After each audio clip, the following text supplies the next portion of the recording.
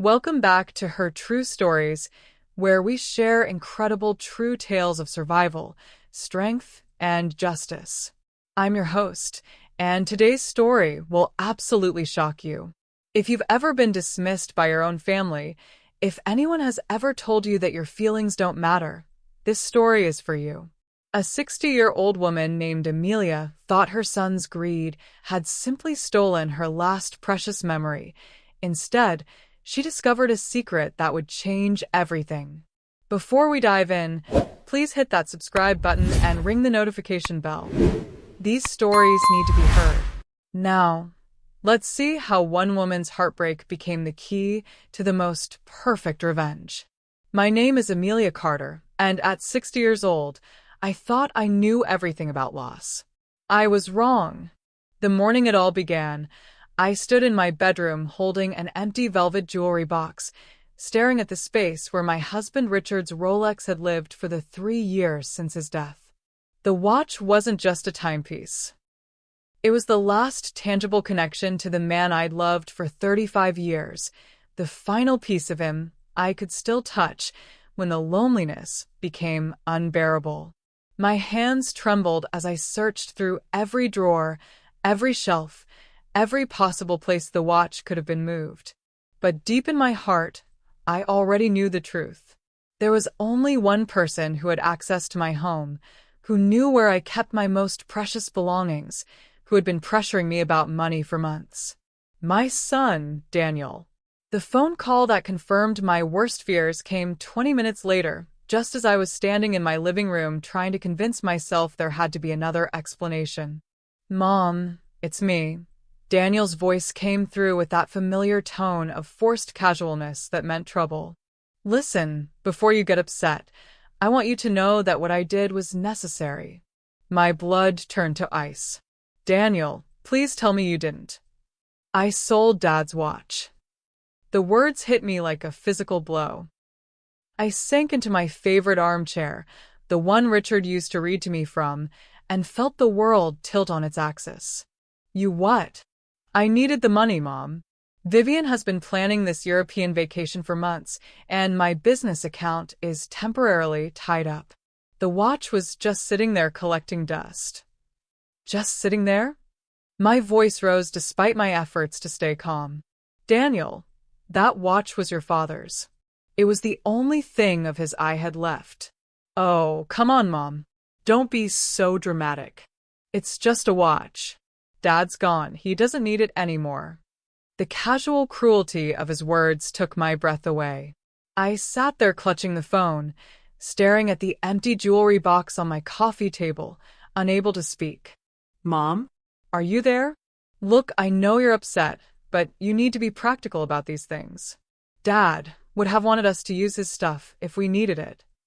"He would have wanted you to ask first," I whispered. Daniel sighed, that exaggerated sound he'd made since childhood, when he thought I was being unreasonable. "You would have said no." "Yes, I would have." "Exactly.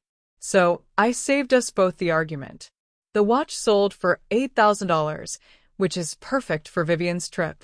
I'll bring you back something nice from Paris." I closed my eyes, seeing Richard's face as clearly as if he were sitting across from me. He'd worn that Rolex every day for 20 years, checking it during our daughter's piano recitals, glancing at it during our anniversary dinners, winding it carefully every morning as part of his routine. It had been on his wrist when he took his last breath in the hospital. "Which pawn shop?" I asked quietly. "What? Which pawn shop did you sell it to?" "Mom, you're not seriously thinking of buying it back, are you? Because that would be completely—" "Which shop, Daniel?" He was quiet for a moment, and I could hear Vivian laughing in the background, probably already packing her designer clothes for their romantic getaway funded by my grief. "Kessler's on Fairfax." "But Mom, seriously, you need to let this go. It's just a material object. Dad wouldn't want you clinging to." I hung up on him. For a long time, I sat in that chair holding the empty jewelry box, remembering the last conversation Richard and I had about that watch. He'd been so weak by then, his cancer eating away at everything we'd built together, but he'd managed to take my hand and whisper, "When I'm gone, keep this safe. It has stories to tell." I'd thought he meant the stories of our life together. Our first date when he'd nervously checked the time every 5 minutes. Our wedding day, when the second hand had counted down to our first kiss as husband and wife. The countless ordinary moments when that watch had marked the passage of our shared time. Now Daniel had traded those stories for his wife's European adventure. At 60, I'd survived breast cancer, Richard's long illness, and the crushing loneliness of widowhood. I'd rebuilt my life piece by careful piece, finding new routines and small joys. But this betrayal cut deeper than any of those losses because it came from my own son. The boy I'd raised, the man I'd supported through 2 failed businesses and a string of poor decisions, the child who'd cried in my arms when his father died. That same person had stolen my last connection to Richard and dismissed my grief as drama. I looked at myself in the hallway mirror as I prepared to leave for the pawn shop. My gray hair was still long and elegant, swept back with the pearl combs Richard had given me for our 20th anniversary. My skin showed my years but gracefully, and I carried myself with the dignity that had taken 6 decades to cultivate. I was still beautiful in the way that mature women can be when they've learned to value substance over surface. But in my eyes, I saw something new, a hardness that hadn't been there that morning. The drive to Kessler's pawn shop took me through neighborhoods I hadn't visited in years. This wasn't the kind of place a woman like me usually frequented, but desperation makes us do things we never imagined possible. The shop was exactly what I'd expected. Narrow aisles crammed with the abandoned treasures of people who'd run out of options. Musical instruments that had once made beautiful music, jewelry that had marked special occasions, electronics that had connected families. All of it reduced to price tags and display cases. Mr. Kessler himself was a surprise. I'd expected someone rough, street-hardened, but he was a small, neat man in his 70s with kind eyes behind wire-rimmed glasses. "Can I help you?" he asked, looking up from a watch he'd been examining under a magnifying lamp.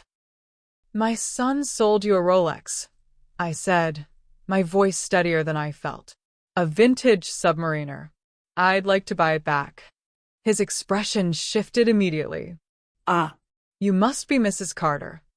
The fact that he knew my name surprised me. "You were expecting me? Your son mentioned you might come by. He seemed quite certain you would." He studied my face carefully. "He also seemed quite certain you wouldn't be able to afford to get it back." The casual cruelty of Daniel's assumption hit me like a slap. He'd not only stolen Richard's watch, but he'd gloated about it to strangers. "How much?" I asked. "Well, that's where things get interesting," Mr. Kessler said. He moved to a safe behind the counter and withdrew a familiar velvet box. I was examining the piece when I noticed something unusual. He opened the box, and there was Richard's Rolex, looking exactly as it had on his wrist for all those years. The steel bracelet gleamed under the shop's fluorescent lights, and the black face showed the time with the precision that had made him trust it completely. "Beautiful piece," Mr. Kessler said. 1970s, excellent condition. But when I opened the case back to authenticate it, I found this. He turned the watch over and showed me something I'd never noticed, a tiny, almost invisible seam in the case back. As I watched, he pressed a nearly microscopic lever, and a small panel slid open. Inside the hidden compartment were several folded pieces of paper and what looked like a tiny computer chip. "I've been in this business for 40 years, Mr. Kessler said quietly. "I've seen hidden compartments in jewelry before, but never anything quite like this. These documents. Mrs. Carter, I think you need to see what your husband was keeping." With shaking hands, I unfolded the papers. The first was a handwritten note in Richard's careful script, "For Amelia, when the truth can finally be told." The second document made my blood turn to ice. It was a copy of a bank statement showing transfers from our joint accounts to an offshore account I'd never heard of. The signature authorizing the transfers wasn't Richard's. It was Daniel's. The dates on the transfers corresponded exactly with the final months of Richard's illness, when Daniel had been so helpful with managing our finances while I focused on Richard's care. "Mrs. Carter?" Mr. Kessler's voice seemed to come from very far away. "Are you all right?" I stared at the papers, my world reshaping itself around this new reality. Richard hadn't been just a loving husband. He'd been a man who suspected his own son of theft and had hidden evidence in the one place he knew I'd eventually find it. The watch hadn't been keeping time for Richard all those years. It had been keeping secrets. Before we continue with Amelia's shocking discovery, I want to pause and speak directly to you. If you've ever been told you're too old to start over, let me tell you, that's a lie. Your story isn't over, and you still have chapters left to write. Our best-selling book, Reclaiming Your Peace After Pain, is filled with simple, powerful steps to help you heal, rebuild, and fall in love with life again. Click the link in the description box and start your new beginning today. Like this video if Amelia's strength inspires you. Subscribe for more real stories of resilience, and ring that notification bell, because sometimes the most powerful transformations happen when we discover the truth we never knew we needed. Now, let's see what else Amelia found in that watch. I sat in Mr. Kessler's small office behind the shop, the stolen bank statements spread across his desk like evidence at a crime scene. My hands no longer shook. Shock has a way of creating its own strange calm. "How long have you had the watch?" I asked. 3 days. Your son was quite eager to sell it quickly. Mr. Kessler poured tea from a small electric kettle in the corner. He kept checking the time on his phone, said he had a flight to catch. Of course. Daniel and Vivian were probably already sipping champagne in first class, toasting their European adventure with money stolen from his dying father. I picked up the computer chip, no bigger than my fingernail. "What do you think this is?" "I'm not certain, but I have a nephew who works with computers. If you'd like, I could ask him to take a look." The rational part of me said to take everything to the police immediately. But the woman who'd just discovered her son was a thief wanted to know exactly how deep his betrayal went before deciding how to respond. "Yes," I said. "I'd like to know everything this contains." Mr. Kessler nodded and carefully placed the chip in a small envelope. "I'll call him tonight. Can you come back tomorrow?" "What about the watch? How much do you need for it?" He waved a hand dismissively. "Mrs. Carter, your son may have the legal right to sell his father's belongings, but morally, this watch belongs with you. Take it." I stared at him in surprise. "I can't just take it. You paid Daniel." "I paid Daniel $500. $500. The bank statements showed Daniel had told me he'd gotten $8,000. But you said it was worth much more." Mr. Kessler's expression hardened. "Oh, it is. Easily worth $12,000 to $15,000 in good condition. But your son was in a hurry, and frankly, he struck me as someone who didn't know what he had. I offered him a fair price for a quick sale, and he took it without question." So Daniel had not only stolen Richard's watch and dismissed my grief, but he'd also lied about how much he'd received for it. The extra money had probably gone toward upgrading their accommodations in Paris. "Keep the watch," Mr. Kessler said gently. "Consider it an investment in justice." That evening, I sat in Richard's study. The room I'd avoided for 3 years because his presence was too strong there. His medical textbooks still lined the shelves, his reading glasses still sat on the desk beside a half-finished crossword puzzle, and his favorite coffee mug still held a collection of pens. I placed the Rolex on his desk and spread out the bank statements under his desk lamp. The transfers had begun 6 months before Richard's death and continued for 2 months after. Daniel had systematically drained our accounts while I'd been focused on hospital visits and treatment schedules. The amounts weren't enormous by themselves, $2,000 here, $3,000 there, but they added up to nearly $40,000. Money that should have gone to Richard's medical care or to securing my future as a widow had instead funded Daniel's lifestyle while his father was dying. I remembered those final months with new clarity now. Daniel's sudden interest in helping with financial matters. His insistence that I didn't need to worry about money during such a stressful time. His offer to handle the bank deposits and bill payments so I could focus on Richard's care. I'd been grateful for his support. I'd actually thanked him for being such a devoted son. The phone rang, interrupting my dark thoughts. Daniel's number appeared on the caller ID.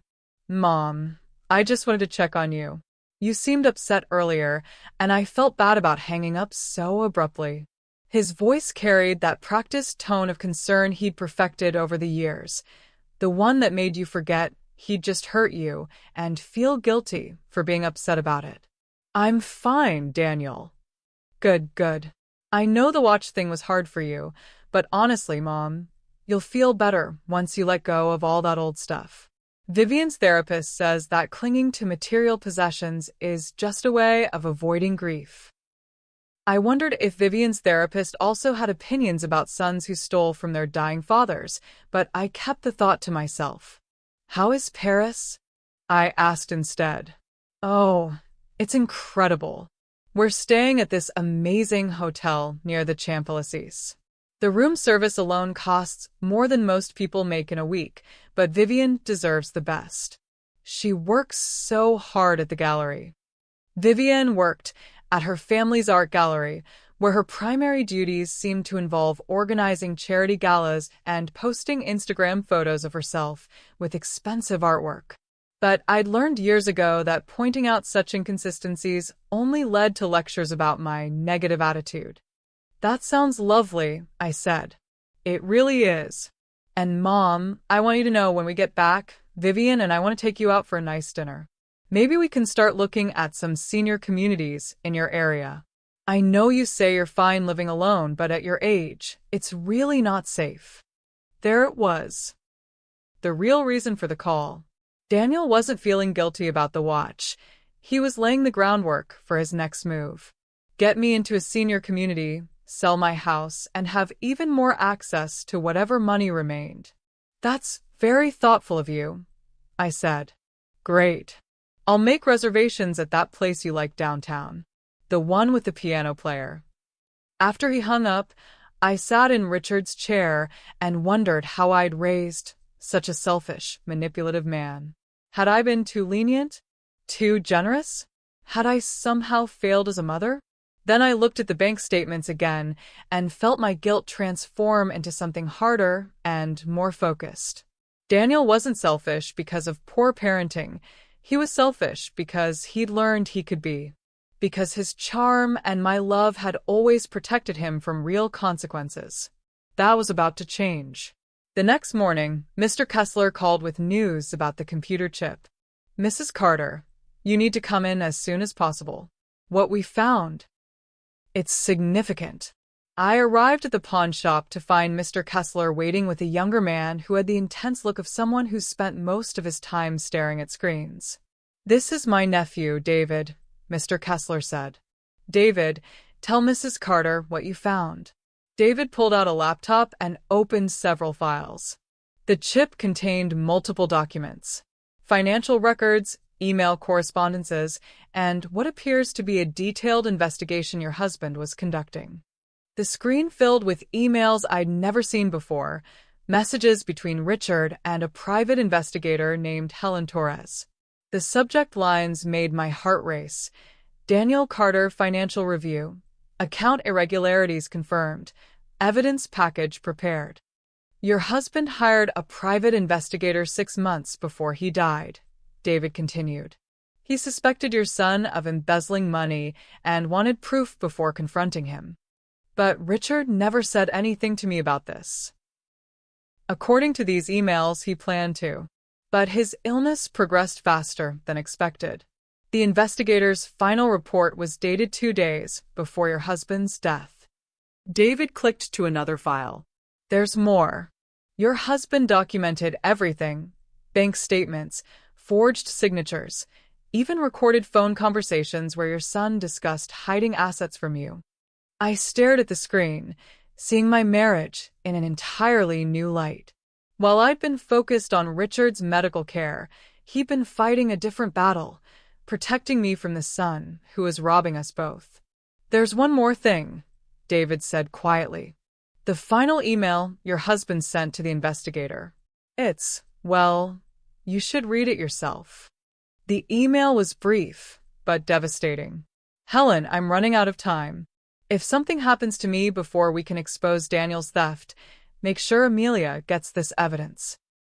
My son has stolen over $40,000 while I've been fighting cancer, and I suspect he's planning to take more after I'm gone. Protect my wife. She'll need to know the truth to protect herself. Richard." I realized I was crying only when Mr. Kessler handed me a tissue. Richard had been trying to protect me even while he was dying, and I'd never known. "Mrs. Carter," David said gently, "there's enough evidence here to press criminal charges. Your son forged your husband's signatures, stole from joint accounts, and engaged in systematic fraud over several months." I looked at the Rolex sitting on the desk, no longer just a timepiece, but a message from my husband. A warning and a weapon wrapped in steel and precision. "Can I have copies of everything?" I asked. "Of course. What are you planning to do?" I fastened the Rolex around my wrist for the first time since Richard's death. It was heavier than I remembered, but the weight felt good. Solid. Purposeful. "I'm going to finish what Richard started," I said. "I'm going to protect myself." But as I drove home with copies of all the evidence tucked safely in my purse, I knew I was planning something more than protection. I was planning justice. Daniel had stolen Richard's money, dismissing it as his right. He'd stolen Richard's watch, calling my grief dramatic. He'd stolen my trust and planned to steal my independence. But he'd made one crucial mistake. He'd underestimated his mother. At 60, I might have been old enough to be dismissed and manipulated, but I was also old enough to understand that some betrayals demand consequences. Richard had gathered the evidence, but he hadn't lived long enough to use it. I would us. I spent the next week going through every financial document in the house, cross-referencing Richard's evidence with our bank records and credit card statements. The pattern of Daniel's theft was methodical and calculated. He'd been careful to take amounts that wouldn't immediately trigger alerts, spacing the withdrawals across different accounts, and using forged authorizations that looked legitimate at first glance. But what disturbed me most wasn't the money he'd stolen. It was the timing. According to the private investigator's report, Daniel's theft had accelerated dramatically in the final weeks of Richard's life. While I'd been sleeping in hospital chairs and holding my husband's hand through his final treatments, Daniel had been draining our accounts with increasing desperation. On the day Richard died, Daniel had made 3 separate withdrawals totaling $8,000. The same day. I sat in Richard's study, staring at the bank statements, and felt a chill that had nothing to do with the October weather. Daniel hadn't just stolen from his dying father. He treated Richard's death like a clearance sale, grabbing what he could while I was too grief-stricken to notice. But there was something else troubling me, a memory that had been nagging at the edges of my consciousness since discovering the watch's secrets. Something about Richard's final days that hadn't seemed significant at the time, but now felt ominous. I pulled out Richard's medical files, documents I'd avoided reading since his death because they brought back too much pain. Now I forced myself to go through them systematically, looking for, I wasn't sure what. I found it in the nursing notes from his final week. Multiple entries about Daniel's helpfulness with Richard's medications. How he'd volunteered to manage the complex schedule of pain relievers and anti-nausea drugs. How he'd been so attentive, so concerned about making sure Richard got his medicine exactly on time. One note made me stop breathing. Patient's son very knowledgeable about medications. Suggested adjustment to morphine schedule that seemed to help with comfort levels. Daniel had no medical training. He'd barely graduated college with a business degree, and most of his working knowledge came from failed entrepreneurial ventures. Why would he be making suggestions about morphine dosages? I found myself dialing the number for Helen Torres, the private investigator Richard had hired. She answered on the third ring with a voice that sounded like she'd spent years hearing other people's worst secrets. Ms. Torres? This is Amelia Carter. My husband Richard hired you before he died. Mrs. Carter. I was wondering if I'd ever hear from you. Your husband spoke about you often. He was very concerned about protecting you. I just discovered the evidence he gathered. About our son. I'm sorry you had to learn about it this way. Richard wanted to handle the situation himself, but his illness progressed so quickly. Ms. Torres, can I ask you something? Did you find anything else suspicious about Daniel's behavior? Beyond the financial theft. There was a long pause. What exactly are you asking, Mrs. Carter? I'm asking if you think my son might have done more than steal money from his dying father. Another pause, longer this time. Mrs. Carter, do you have somewhere safe you can talk? Somewhere private. The serious tone in her voice made my hands shake. I'm at home, alone. I'll be there in an hour. Don't discuss this with anyone else until I arrive. Helen Torres turned out to be a woman in her 50s with short gray hair and eyes that missed nothing. She sat in my living room with a thick file folder and the expression of someone about to deliver very bad news. Your husband hired me because he suspected financial irregularities, she began. But as I investigated Daniel's activities, I found patterns that concerned me beyond simple theft. What kind of patterns? Your son has a history of taking advantage of vulnerable people. His first business failed because he embezzled from elderly clients. His second business was shut down for insurance fraud. He's skilled at identifying people who trust him and exploiting that trust systematically.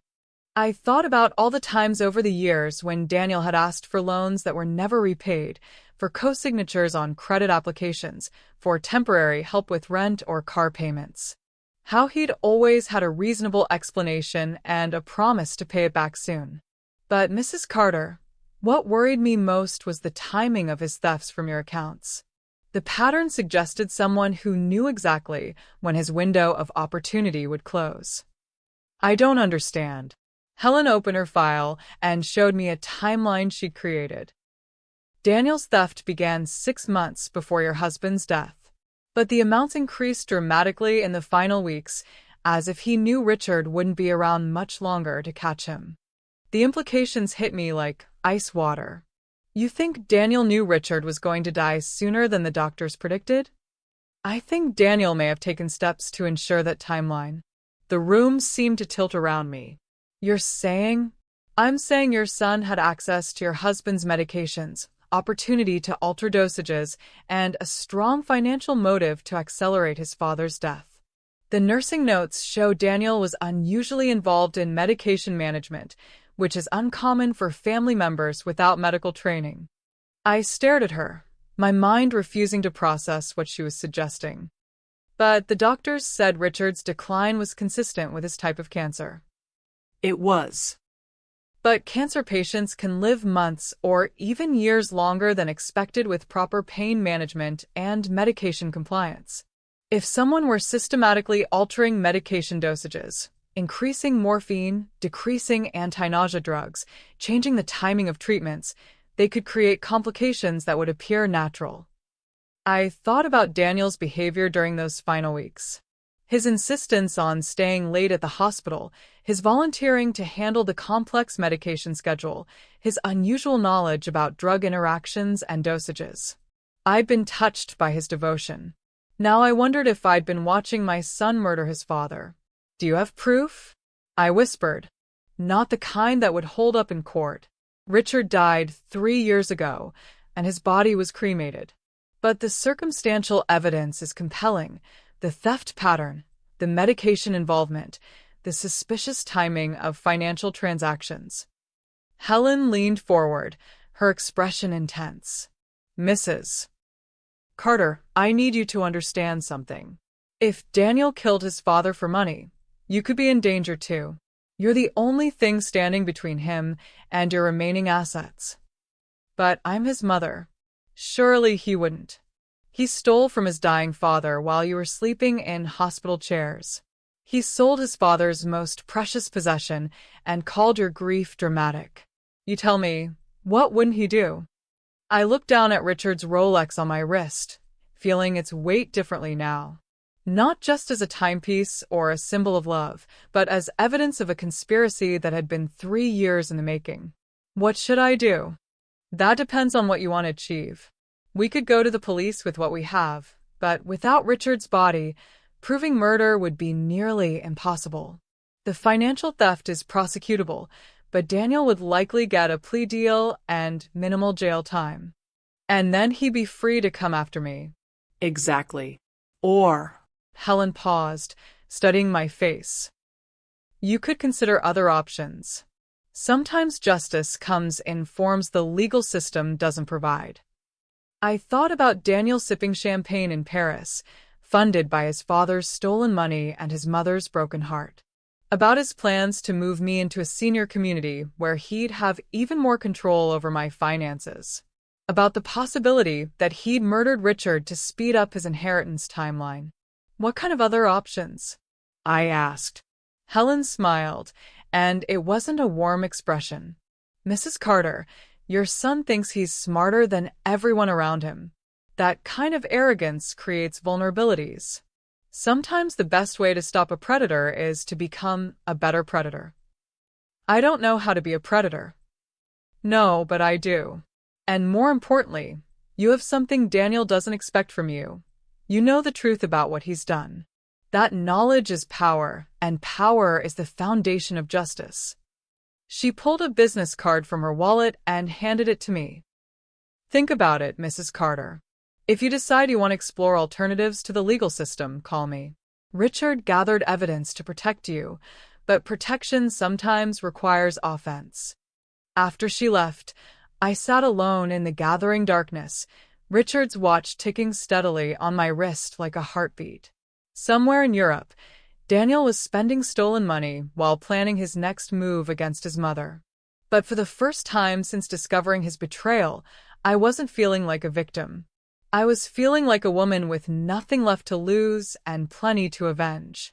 If this story is keeping you on the edge of your seat, hit that like button and let us know in the comments what you think Amelia should do next. Are you Team Justice or Team Forgiveness? Don't forget to subscribe for more incredible true stories of survival and transformation, because sometimes the most shocking revelations come from the people we trust most. And remember, our book, Reclaiming Your Peace After Pain, is filled with wisdom for anyone who's been betrayed by family. The link is in the description below. Now, let's see what Amelia decides to do with the truth. Daniel and Vivian return from Paris on a Tuesday morning, and by Tuesday afternoon, Daniel was calling to arrange our promised dinner. His voice bubbled with the satisfaction of someone who'd just had exactly the vacation he'd wanted, funded by exactly the method he'd preferred. Mom, you sound tired. Are you taking care of yourself? The concern in his voice might have fooled me a month ago. Now it sounded like a predator checking on the health of his prey. I'm fine, Daniel. Just the usual aches and pains of getting older. Well, that's exactly what Vivian and I wanted to talk to you about. We found the most amazing senior community while we were in Paris. Well, not in Paris, obviously, but the hotel concierge told us about this place in California that's supposed to be like a resort. All-inclusive, medical care on site, no maintenance worries. I gripped Richard's watch on my wrist, feeling its steady tick like a countdown timer.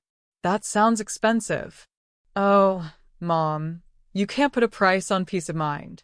Besides, you'd be surprised how much equity you have in that big house. More than enough to cover a nice place where you'd be safe and cared for. Of course. Sell the house, move me somewhere controlled and monitored, and Daniel would have access to whatever remained of my money. It was a perfect plan for him. Let's discuss it over dinner, I said. When were you thinking? How about Friday? That place downtown with the piano player, just like I promised. Friday would give me 3 days to prepare. 3 days to decide exactly how much justice Richard's death deserved.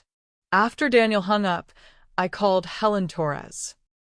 "I want to explore those alternatives you mentioned," I told her. "I was hoping you'd call. Can you meet me tomorrow morning? I have some ideas about how to approach this." Helen's office was in a nondescript building in downtown Los Angeles, the kind of place where people went when they needed problems solved quietly. Her waiting room could have belonged to any accountant or insurance agent, but the books on her shelves told a different story. Titles about forensic accounting, criminal psychology, and what she called creative problem solving. "Your son has a weakness," Helen said without preamble. "He's arrogant, and he's gotten away with manipulation for so long that he's careless. Those two traits create opportunities." "What kind of opportunities?" "Daniel believes he's smarter than you, which means he won't expect sophisticated retaliation. He also believes you're emotionally dependent on him, which means he'll interpret your compliance as affection rather than strategy." Helen pulled out a thick folder. "I've been investigating Daniel's current financial situation. His business is failing, he's leveraged beyond his means, and Vivian's spending habits are accelerating. They need your money more desperately than you realize." "How desperately?" "Desperately enough that he's already put his condo up for sale. The Paris vacation was funded entirely by what he stole from Richard, and they have less than $5,000 in accessible accounts." This was news to me. Daniel had always presented himself as successful, and his lifestyle certainly suggested prosperity. "It's all leverage and credit," Helen continued. "His business exists primarily on paper, his assets are encumbered, and his cash flow is negative. Without access to your money, he'll be bankrupt within 6 months. So his plan is to move me into senior care and take control of my house and remaining accounts." "Exactly. But here's where it gets interesting. I've been tracking his financial patterns, and he's already spent money he doesn't have based on expectations of your future cooperation." Helen showed me printouts of Daniel's recent credit applications and spending patterns. He'd been using my address as collateral for loans, listing my house as an asset he could access, even applying for credit cards using my information. "He's been committing identity theft and fraud on top of everything else," I said, "for at least 6 months. But here's the beautiful part. All of this fraud is based on his assumption that you'll never discover it and never fight back. His entire financial structure depends on your continued cooperation and ignorance." I felt a cold satisfaction settling in my chest. Daniel's arrogance had made him vulnerable in ways he didn't even realize. "What are you suggesting?" Helen smiled that predator's smile again. "I'm suggesting we give Daniel exactly what he's planned for, but with a few modifications he won't see coming." For the next 2 hours, Helen outlined a plan that was elegant in its simplicity and devastating in its completeness. We would use Daniel's greed and arrogance against him, letting him believe he was succeeding right up until the moment his entire world collapsed. "The beauty of this approach," Helen said, "is that we're not breaking any laws. We're simply accelerating consequences that Daniel has already set in motion through his own choices." "And do you think this will work?" "I think your son has spent years underestimating women, particularly older women. That blindness is going to cost him everything." As I drove home from Helen's office, I felt something I hadn't experienced since Richard's death: purpose.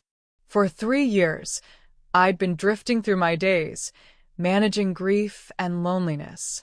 Now I had a mission that honored both my husband's memory and my own sense of justice. That evening, I did something I hadn't done since Richard died. I cooked his favorite meal: beef bourguignon, the recipe I'd perfected over 30 years of marriage. As the wine and herbs filled the kitchen with rich aromas, I felt Richard's presence more strongly than I had since his funeral. "I know the truth now," I whispered to his photograph on the kitchen counter. "And I'm going to make sure Daniel pays for what he did to you. To us." The Rolex on my wrist seemed to tick a little faster. as if approving of the plan. Friday evening, I dressed carefully for dinner with Daniel and Vivian. I chose a navy blue dress that flattered my figure and made me look prosperous but not ostentatious, paired with my pearls and Richard's watch. I wanted to look like exactly what Daniel expected, a wealthy widow ripe for manipulation. The restaurant Daniel had chosen was expensive but not exclusive, the kind of place designed to impress people who were easily impressed. Daniel and Vivian were already seated when I arrived, both of them practically glowing with post-vacation satisfaction. "Mom, you look wonderful." Daniel stood to kiss my cheek, his cologne expensive and his smile practiced. "Doesn't she look great, Vivian?" Vivian nodded with the enthusiasm of someone who'd been coached on her responses. She was a pretty woman in her early 30s, all blonde highlights and designer accessories, but there was a calculating sharpness in her eyes that reminded me of a cat watching a canary. "Amelia, I love that watch," she said, gesturing to Richard's Rolex. "Very classic." "Thank you, dear. It was my husband's." "Oh, right. Daniel told me about that whole drama with the pawn shop." "I'm so glad you were able to work that out." The casual way she dismissed my drama told me everything I needed to know about how Daniel had presented the situation to his wife. I smiled serenely and took my seat. Dinner conversation was a masterclass in manipulation disguised as concern. Daniel and Vivian tag-teamed me with stories about elderly people they knew who'd been victimized by scammers, who'd fallen in their homes, who'd struggled with maintaining large properties. The subtext was clear. You're vulnerable, you need protection, and we're the ones to provide it. "The thing is, Mom," Daniel said as we shared dessert, "Vivian and I worry about you rattling around in that big house all alone. Anything could happen." "I have good neighbors," I replied. "And an excellent security system." "But what if you fell in the shower? What if someone tried to break in? At your age, you just can't respond to emergencies the way you used to." Vivian leaned forward conspiratorially. "We looked at some places online while we were in Paris. There are some absolutely gorgeous senior communities in California, like luxury resorts, but with medical care included." "They sound expensive," I said, playing my part perfectly. "Well, that's the amazing thing," Daniel said, his eyes lighting up with the fervor of a practiced salesman. "The equity in your house would more than cover the entrance fee, and the monthly costs are actually less than what you're spending on maintenance and utilities now. Plus," Vivian added, "you'd have built-in social opportunities. No more lonely evenings." I let them talk, nodding occasionally and asking the kinds of questions a confused elderly woman might ask. They had brochures ready, financial projections prepared, and answers to every objection. It was a polished presentation that had clearly been rehearsed during their romantic Parisian getaway. "I suppose it might be worth looking into," I said finally, watching Daniel's face light up with triumph. "Really? That's wonderful, Mom. I'll call some places tomorrow and set up tours." "Not too fast," I said, just enough hesitation to make it believable. "This is a big decision. I'd want to think about it carefully." Of course, Daniel said quickly. "Take all the time you need. But Mom, just promise me you'll keep an open mind. This could be the best thing that ever happened to you." As they drove me home, Daniel insisting it wasn't safe for me to drive at night, I listened to them plan my future with the casual confidence of people dividing up an inheritance before the funeral. "The house should sell quickly in this market," Vivian was saying, "especially with all the work Amelia's put into it over the years. And Mom's got that life insurance policy from Dad's work," Daniel added, "plus whatever's left in the retirement accounts." They were discussing my assets like I wasn't sitting in the back seat, like I was already dead or incompetent. The casual cruelty of it was breathtaking. "Just remember," Daniel continued, "we need to be patient. Mom has to think this is her idea, or she'll get stubborn about it." "Don't worry," Vivian replied. "She's lonely and scared. She'll come around once she realizes how much easier life could be." As Daniel walked me to my door, he was all concerned son again. Mom, I'm so proud of you for being open to new possibilities. Dad would have wanted you to be safe and happy. The mention of Richard, the man Daniel had likely murdered, sent a flash of rage through me so intense I had to grip the doorframe to keep from showing it. Thank you for dinner, dear, I said instead. It was lovely. Inside my house, I poured myself a glass of Richard's best wine and called Helen Torres. Phase 1 is complete, I told her. They think they have me convinced. Perfect. Are you ready for Phase 2? I looked at Richard's photograph on the mantelpiece, then down at his watch on my wrist.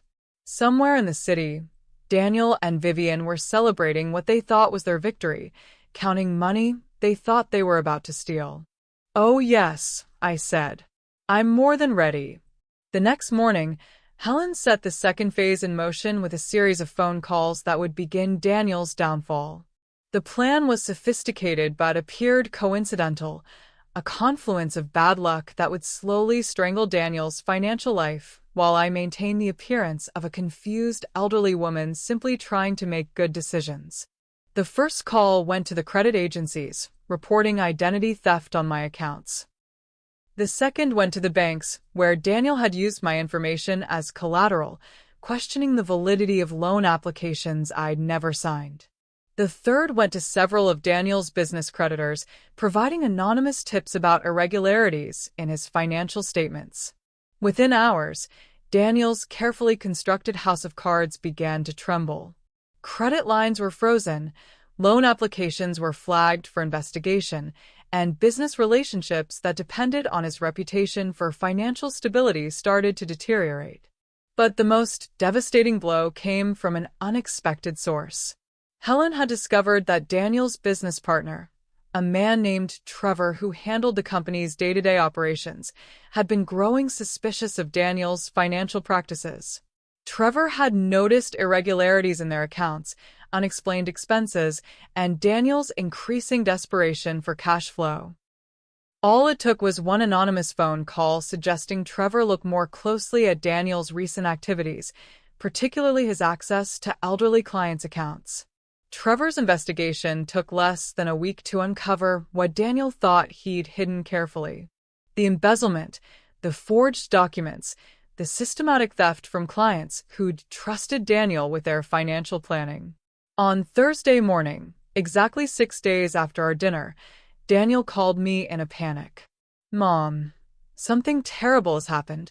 There's been some kind of misunderstanding with my business accounts, and Trevor is making these crazy accusations. What kind of accusations? I asked, my voice filled with motherly concern. He says I've been stealing from clients, which is insane. He's threatening to go to the police and file charges. Mom, I don't know what to do. I let him talk, listening to him spin an elaborate story about being framed by his jealous partner, about being the victim of a conspiracy designed to destroy his reputation. He was convincing in the way that practiced liars often are, and I found myself almost admiring his skill. Almost. Daniel, surely there's been some mistake, I said. That's exactly what I keep telling everyone. But Mom, Trevor's frozen all our business accounts. I can't access any of our money, and we have bills due and the mortgage payment. His voice broke convincingly. I don't know how I'm going to fix this. What can I do to help, sweetheart? The relief in his voice was audible. Actually, Mom, there is something. I need to hire a lawyer to fight these false accusations, but all my money is tied up in the frozen accounts. Could you possibly, just as a loan, just until this gets sorted out, could you help me with the legal fees? How much do you need? 20,000 would cover a really good attorney. I know it's a lot, but Mom, my entire future is at stake here. $22,000. The same amount he'd stolen from Richard while his father was dying. Of course, Daniel. I'll call the bank this afternoon. Really? Oh, Mom, thank you. You're saving my life here. After he hung up, I sat in Richard's study, staring at the evidence of Daniel's crimes spread across the desk. Helen's plan was working perfectly. Daniel's desperation was making him careless, and his trust in my continued gullibility was leading him deeper into the trap we'd set. But I wasn't going to give him $20,000 to fight charges of embezzling from elderly clients. I was going to give him exactly what he'd given his father, a slow, methodical destruction that he wouldn't see coming until it was far too late to stop. I called Daniel back that evening with news that made his voice shake with relief. I spoke to my financial advisor today, I told him. He suggested that instead of a simple loan, we structure this as an investment in your business. That way, when you clear up these accusations, I'll be positioned to benefit from your success. An investment? Mom, that's brilliant. You're so much smarter about these things than I give you credit for. The irony was lost on him completely. My advisor wants to meet with you tomorrow to discuss the details. He has some paperwork that will protect both of us legally. Of course. Whatever he needs. The financial advisor was actually Helen Torres, using credentials from her previous career in forensic accounting. She met Daniel at a downtown office that she'd rented for exactly this purpose. Professional, expensive-looking, and completely legitimate. Daniel arrived wearing his best suit and his most charming smile, ready to manipulate what he thought was another elderly person's financial representative. Helen greeted him with a perfect blend of professional courtesy and subtle condescension that men like Daniel expected from service providers. "Mr. Carter, your mother speaks very highly of you," Helen said, gesturing to a chair across from her desk. "She's quite concerned about these legal troubles you're facing." "It's all a misunderstanding," Daniel said smoothly. "My business partner has made some serious accusations that I'm confident will be cleared up once the authorities review the actual evidence." "Of course. Now, your mother mentioned you need $20,000 for legal fees." "That's correct. Just as a temporary measure until my business accounts are unfrozen." Helen nodded and pulled out a thick contract. "I've prepared investment documentation that will protect your mother's interests while providing you with the funds you need. However, I should mention that my investigation into your business has raised some concerns." Daniel's confidence flickered slightly. "What kind of concerns?" "Well, your company's financial statements show some irregularities. Unexplained transfers, documentation inconsistencies. I'm sure there are reasonable explanations, but as your mother's advisor, I need to understand the full scope of her risk exposure." Helen opened a file and began reading from Daniel's own business records that showed his systematic theft from elderly clients, his falsified financial statements, and his use of company funds for personal expenses. With each revelation, Daniel's charm cracked a little more. The smooth-talking manipulator was being confronted with evidence of his crimes by someone who understood financial fraud better than he did. "I can explain all of this," Daniel said, but his voice had lost its confidence. "I'm sure you can. But, Mr. Carter, I need you to understand. If I'm going to recommend that your mother invest in your business, I need absolute transparency about your financial practices." Helen leaned forward, and her expression shifted from professional courtesy to something much harder. "For instance, I need you to explain these transfers from joint accounts belonging to Richard and Amelia Carter during the months before your father's death." Daniel went white. "I don't know what you're talking about." "Really? Because I have bank statements showing systematic withdrawals from accounts where you weren't an authorized user. Withdrawals that required forged signatures." The silence stretched between them while Daniel processed what was happening. This wasn't a simple loan meeting anymore. This was an interrogation. "Who are you?" he whispered. Helen smiled that predator's smile. "I'm someone who investigates financial crimes for a living. And I'm someone your father hired before he died to protect your mother from exactly this kind of theft." Daniel bolted from the chair and headed for the door, but Helen's voice stopped him. "Mr. Carter, you can leave if you want to. But the evidence I have doesn't disappear just because you run away from it. Your business partner has already filed criminal charges." The IRS has been notified about your tax irregularities. And your mother now knows exactly what kind of man you really are. My mother doesn't know anything about this, Daniel said, but there was desperation in his voice now. Doesn't she? Who do you think hired me to investigate you? Who do you think provided me with access to your father's evidence? Your mother may be 60 years old, but she's not the confused, elderly woman you think she is. Daniel sank back into the chair, his face gray with shock. She knows. She knows everything. The theft, the fraud, the way you manipulated her grief to steal her husband's watch. She knows about the forged signatures and the fake business statements. She even knows about your plans to move her into senior care so you could access her house and remaining assets. Helen stood and walked around the desk, looming over Daniel like a prosecutor delivering a closing argument. But most importantly, Mr. Carter, she knows how your thefts accelerated in the weeks before your father's death. She knows about your unusual involvement in his medication schedule. And she has questions about whether your crime family includes murder as well as embezzlement. That's insane, Daniel stammered. I would never hurt my father. Wouldn't you? You stole from him while he was dying. You sold his most precious possession and called your mother's grief dramatic. You've spent 3 years planning to defraud her out of everything she has left. Tell me, Mr. Carter, what wouldn't you do for money?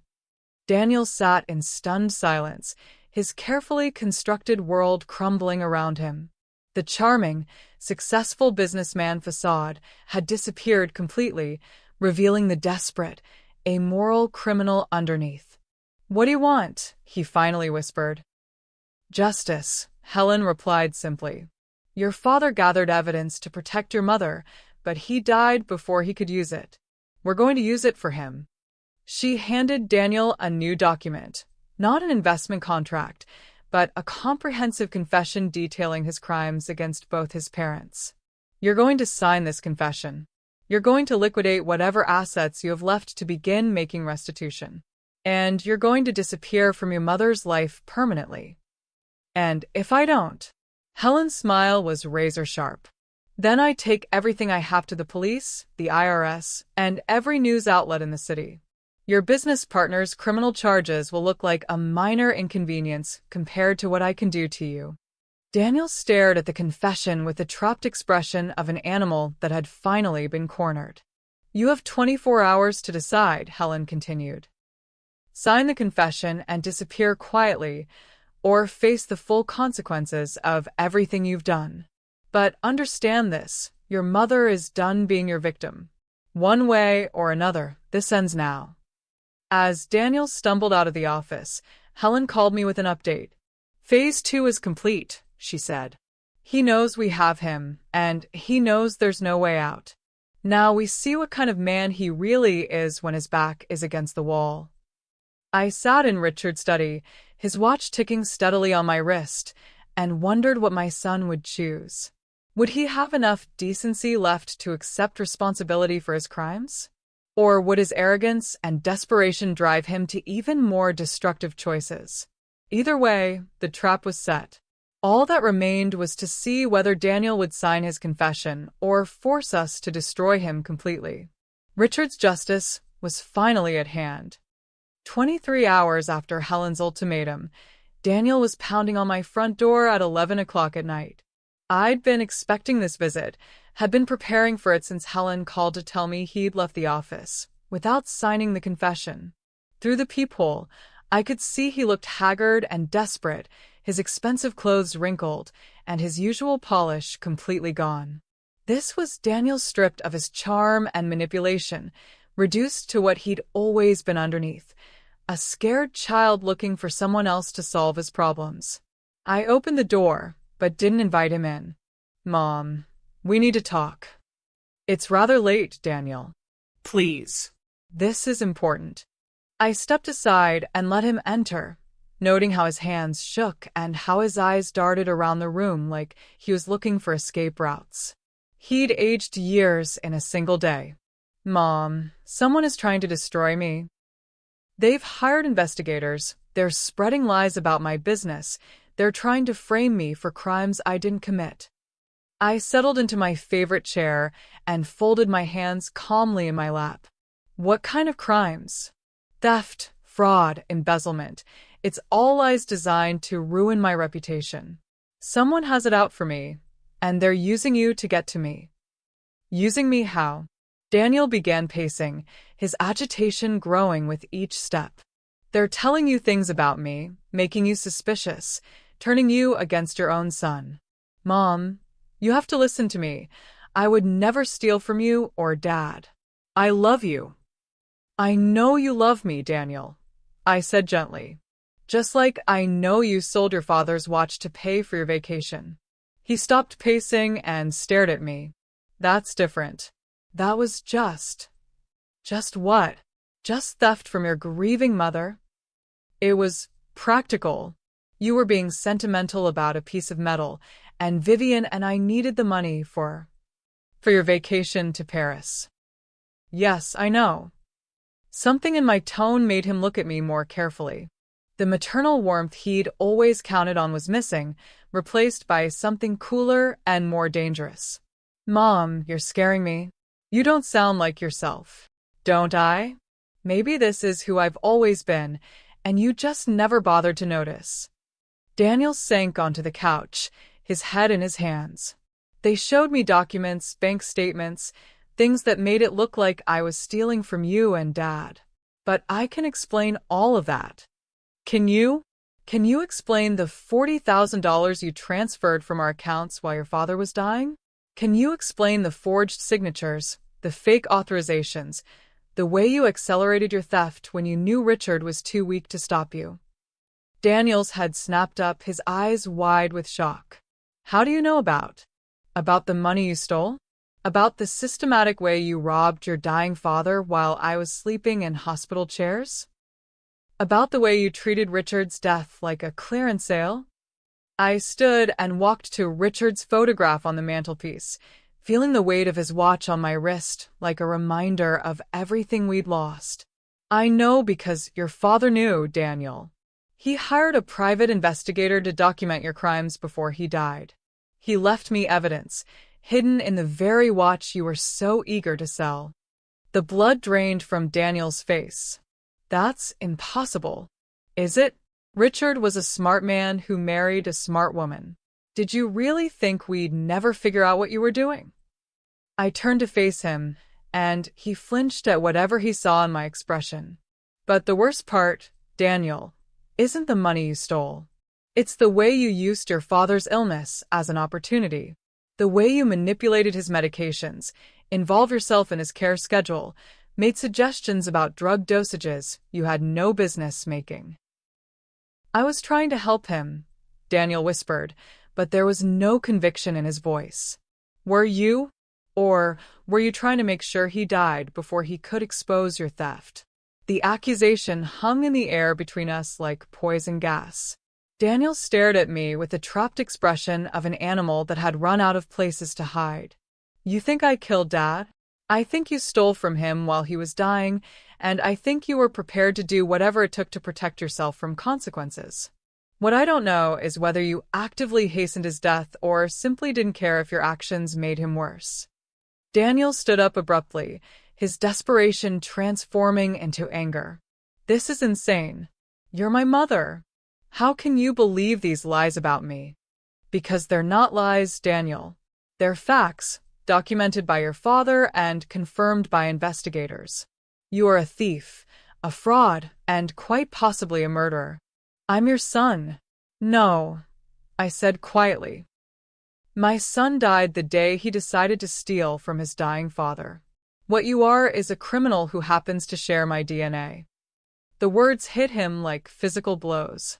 He stumbled backward, his face crumbling with the realization that his mother, the woman who'd always forgiven him, always made excuses for him, always been there to solve his problems, was finally done. Mom, please. I can fix this. I can make it right. Just tell me what you want me to do. I walked to Richard's desk and picked up a copy of the confession Helen had prepared. I want you to sign this.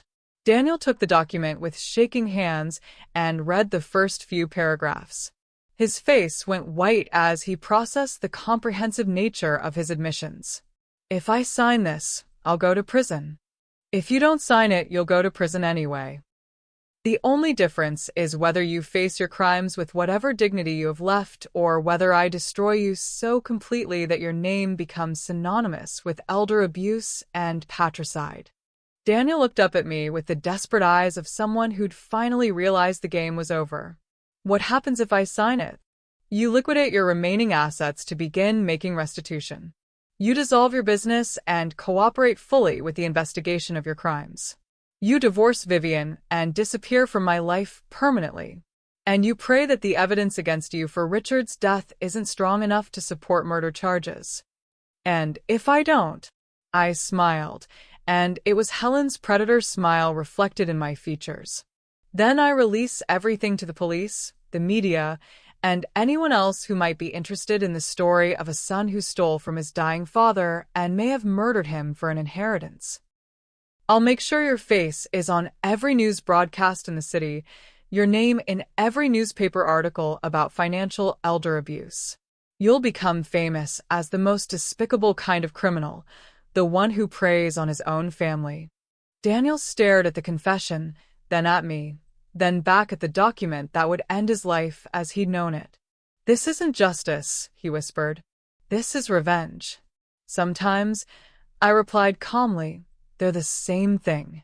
He sat at Richard's desk with a pen in his trembling hand, and I watched my son face the first real consequences of his adult life. For 60 years, I'd protected him from the full weight of his choices. For 3 years, he'd counted on my grief and loneliness to keep me manageable. But the woman standing in that room wasn't the grieving widow who'd been easy to manipulate. She was someone harder, someone who'd learned that love without boundaries was just another form of abuse. Daniel signed his name at the bottom of the confession, and with that signature, he signed away any claim to my forgiveness or my future. Justice for Richard was finally at hand. Are you feeling the intensity of this moment? If Amelia's transformation is inspiring you, hit that like button and share your thoughts in the comments. Have you ever had to choose between family loyalty and your own self-respect? This community supports each other through the hardest decisions. Don't forget to subscribe for more powerful stories, and remember, our book, Reclaiming Your Peace After Pain, offers guidance for anyone rebuilding their life after betrayal. The link is in the description. Now let's see how Daniel's story ends. The aftermath of Daniel's confession unfolded like a carefully orchestrated symphony of consequences. Within a week, his business was officially dissolved, his assets were seized for restitution, and criminal charges were filed in 3 different jurisdictions. Trevor, his former business partner, cooperated fully with authorities in exchange for immunity, providing detailed evidence of Daniel's systematic theft from elderly clients. Vivian filed for divorce the moment she realized Daniel's financial situation was hopeless. She moved out of their condo and back in with her parents, taking everything of value she could carry and leaving Daniel with nothing but legal bills and criminal liability. I watched it all unfold from the safety of my home, feeling something I hadn't experienced since Richard's death: peace. But there was one more conversation I needed to have with my son before his story reached its final chapter. Daniel called me on a Thursday morning, his voice hollow with defeat. "Mom, they're going to arrest me tomorrow. The district attorney is filing formal charges for elder abuse, fraud, and embezzlement. I know. I need you to understand, I never meant for things to go this far.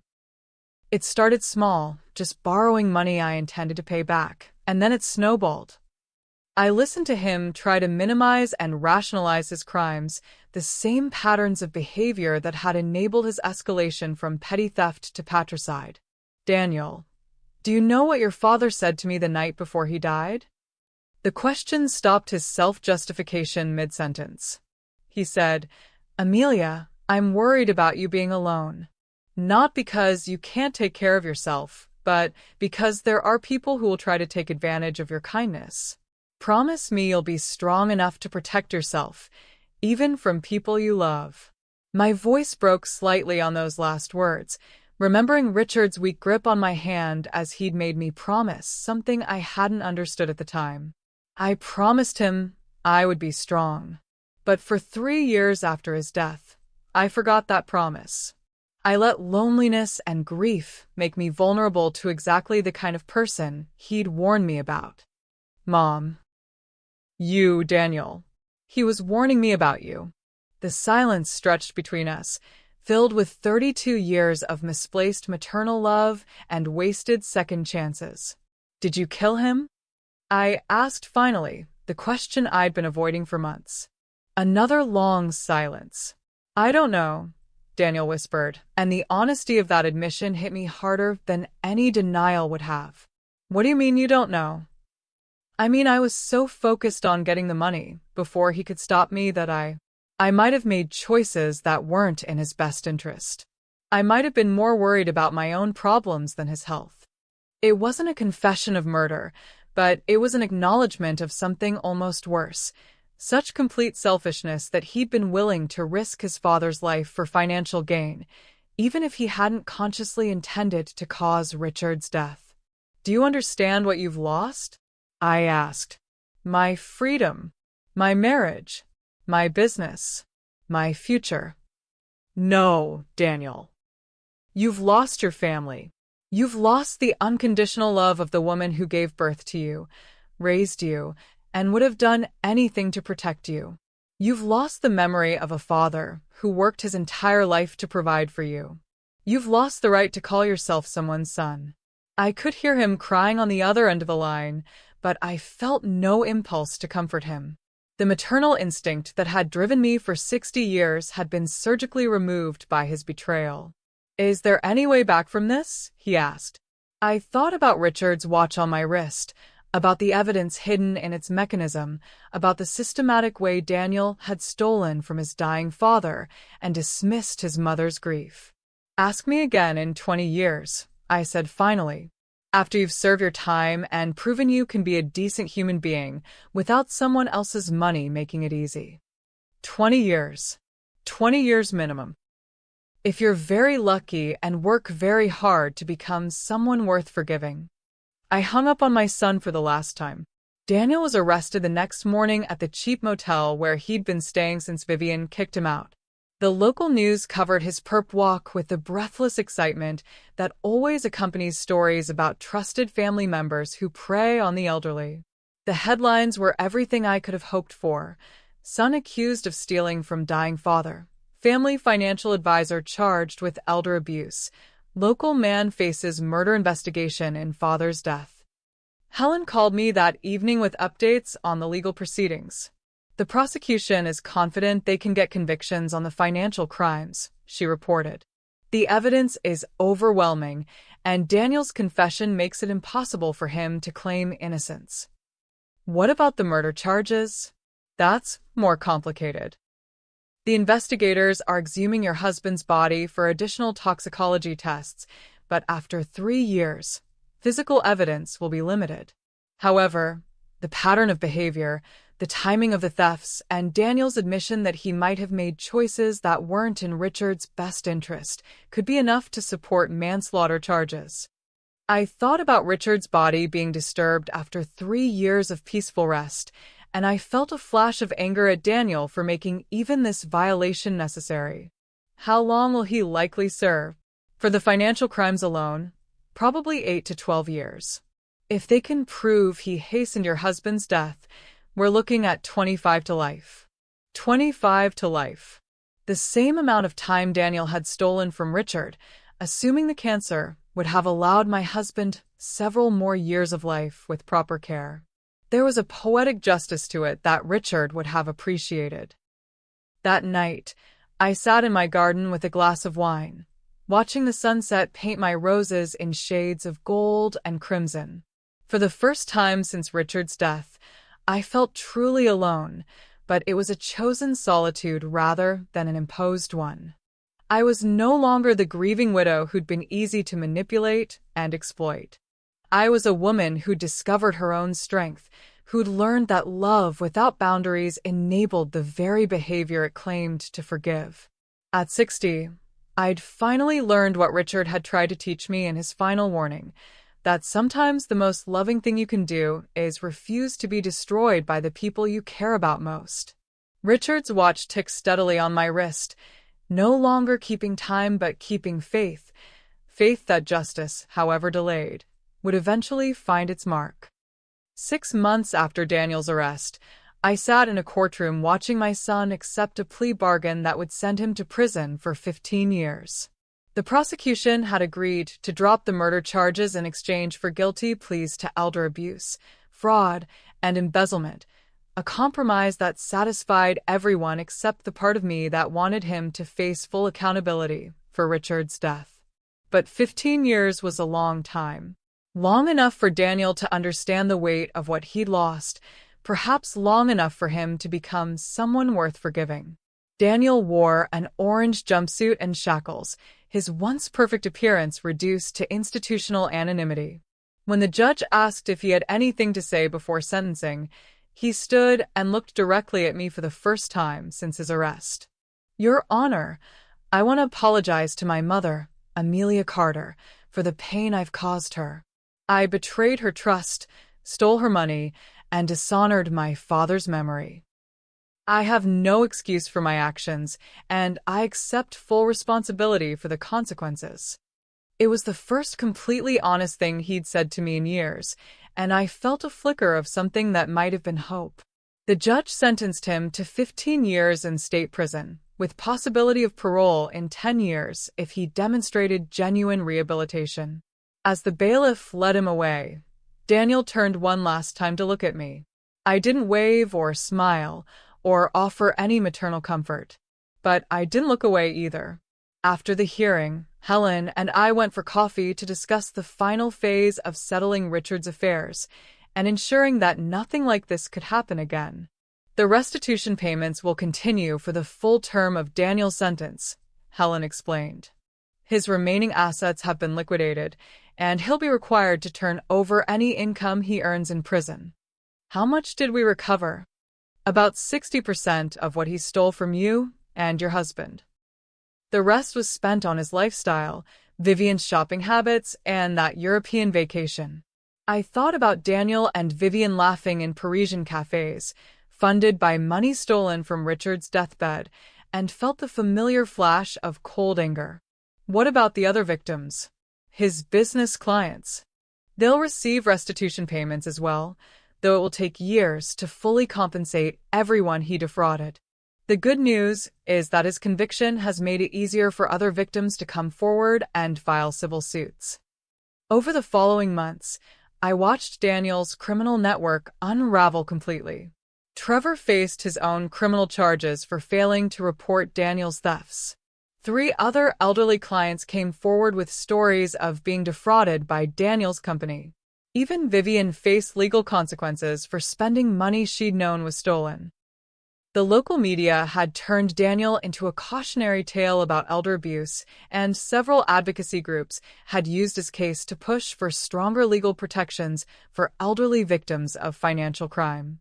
Richard's death had become part of a larger conversation about the vulnerability of sick and aging people to exploitation by their own families. In a strange way, Daniel's crimes had ended up serving a purpose beyond our personal drama. They'd helped other families protect themselves from similar betrayals.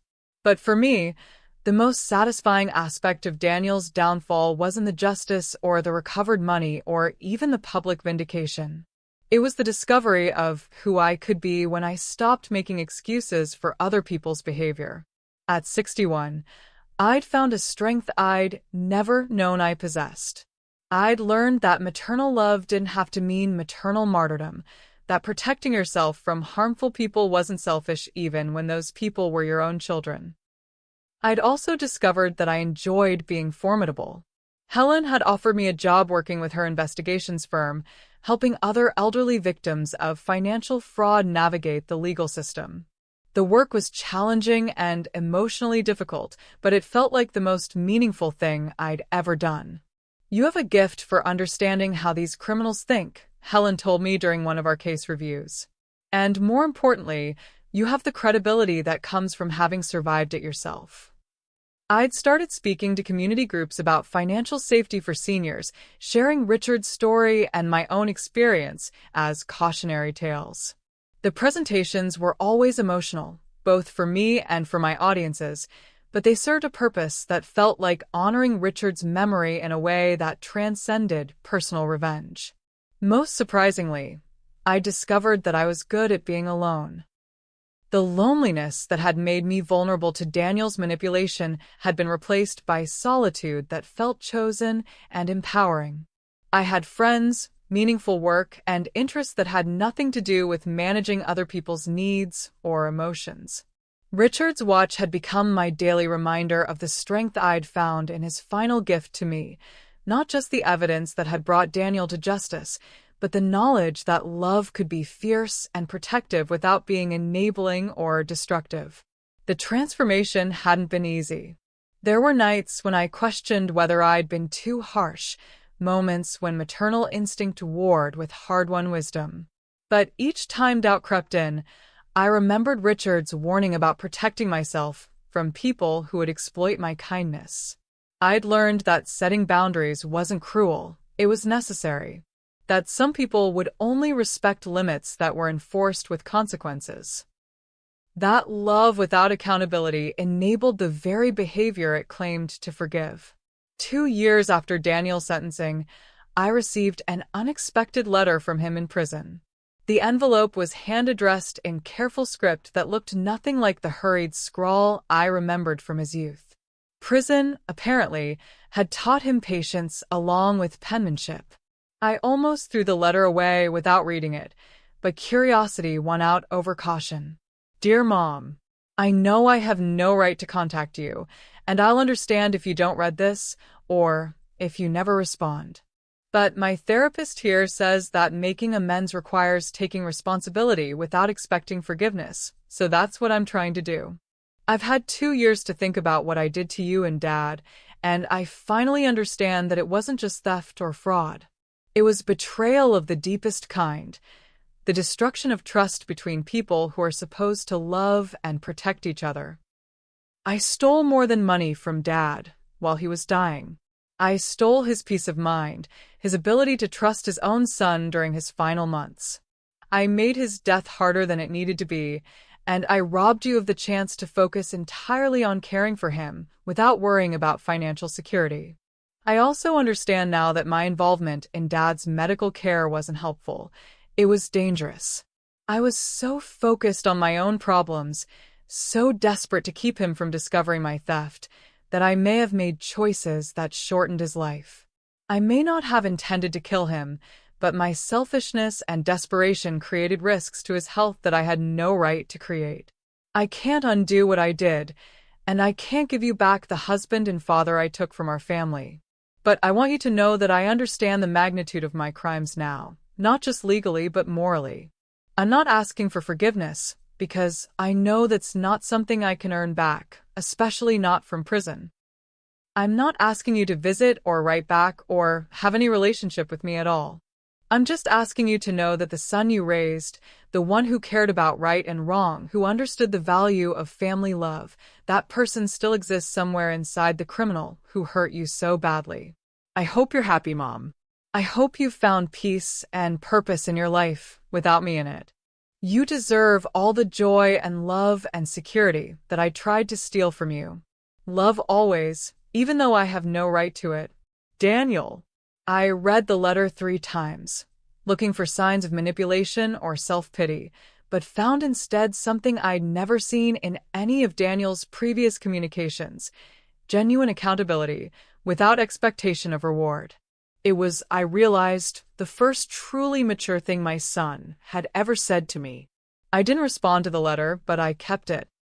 Not as a sign that I was ready for reconciliation, but as evidence that people could change, even people who'd done terrible things. It gave me hope that the 15 years Daniel would spend in prison might actually transform him into someone worthy of the love I'd once given him unconditionally. That evening, I sat in Richard's study, now my study, writing in the journal I'd started keeping since Daniel's arrest. The room had evolved from a shrine to Richard's memory into a workspace where I planned my advocacy efforts and processed my own healing. Richard's photograph still sat on the desk, but it was surrounded now by pictures from my new life. Helen and me at a conference on elder abuse prevention, a group photo from one of my speaking engagements, shots from my recent trip to Scotland where I'd finally taken the vacation Richard and I had always planned, but never managed. I'd learned to travel alone, to make decisions based on my own preferences rather than other people's needs, to build relationships with people who valued my strength rather than exploiting my kindness. At 63, I was happier than I'd been since the early years of my marriage to Richard. Not because I'd gotten revenge on Daniel, though his conviction had certainly provided closure, but because I discovered who I could be when I stopped defining myself through other people's problems. The Rolex on my wrist had become less about Richard's memory and more about my own transformation. It marked time differently now, not the hours I'd lost to grief and manipulation, but the moments I'd gained through self-respect and purposeful living. I'd established a foundation in Richard's name that provided legal assistance to elderly victims of financial fraud. Helen served as its director, and I used my speaking fees to fund cases for people who couldn't afford private investigators or specialized attorneys. The foundation had helped dozens of families recover stolen assets and bring criminal charges against adult children, caregivers, and financial advisors who'd exploited vulnerable seniors. Each case felt like another small victory in Richard's honor, another way of using our painful experience to prevent similar tragedies. But perhaps the most satisfying aspect of my new life was the knowledge that I'd finally learned the lesson Richard had tried to teach me in his final warning, that love without boundaries enables the very destruction it claims to prevent. I no longer made excuses for people who hurt me, no longer prioritized other people's comfort over my own safety, no longer confused enabling with kindness or boundaries with selfishness. Daniel would serve his 15-year sentence and perhaps emerge as someone capable of earning forgiveness. Or perhaps he would remain the manipulative narcissist who'd stolen from his dying father and dismissed his mother's grief as drama. Either way, it was no longer my responsibility to manage his consequences or provide him with unconditional love regardless of his behavior. That night, I wound Richard's watch carefully and placed it in its velvet box, no longer empty, but full of the justice we'd finally achieved together. Tomorrow I would wear it again, not as a memorial to loss, but as a celebration of the strength that loss had taught me. At 63, I'd learned that some endings are actually beginnings in disguise. Richard's death had seemed like the end of everything meaningful in my life. Daniel's betrayal had felt like the final blow to a family already broken by grief. Instead, both losses had become the foundation for a life more authentic and purposeful than anything I'd ever imagined possible. The woman who'd been easy to manipulate and exploit was gone. In her place was someone harder but not bitter, someone strong enough to protect herself without becoming cruel, someone who understood that the highest form of love sometimes requires saying no to the people you care about most. Richard's watch had stopped keeping time for him years ago, but it was keeping perfect time for the woman I'd become. And there you have it, Amelia's incredible transformation from victim to victor. If this story moved you, if it made you realize that you have more strength than you ever imagined, please hit that like button and share this video with someone who needs to hear this message. I want to hear from you in the comments below. Have you ever discovered that someone you trusted was betraying you? Have you ever had to choose between family loyalty and protecting yourself? Your story matters, and this community is here to support you through the difficult decisions. And if you're currently dealing with family members who are manipulating your love, who are treating you as if your feelings don't matter, who are exploiting your kindness, I need you to hear this. You are not powerless. You are not too old to stand up for yourself. Amelia was 60 when her world fell apart, and look at the incredible life she built from the ashes. This is exactly why we wrote our book, Reclaiming Your Peace After Pain. It's filled with practical, proven strategies for recognizing manipulation, setting healthy boundaries, and rebuilding your life on your own terms. Whether you're dealing with toxic family members, recovering from betrayal, or simply ready to stop putting everyone else's needs before your own, this book will guide you step by step toward the strength and peace you deserve. Don't wait for someone else's permission to put yourself first. Don't wait for toxic people to change. Don't wait until you've lost everything like Amelia did. Click the link in the description box and get your copy of Reclaiming Your Peace After Pain today, because your healing journey starts with one decision to value yourself enough to protect yourself. If this story inspired you, subscribe to Her True Stories and hit that notification bell. We share powerful tales of survival, justice, and transformation every week because the world needs to hear these stories of strength and resilience. Remember, you are stronger than you know, wiser than you believe, and more valuable than anyone who doesn't treat you with respect. Your best chapters are still waiting to be written, just like Amelia's were. Until next time, keep fighting for yourself, because you are absolutely worth fighting for.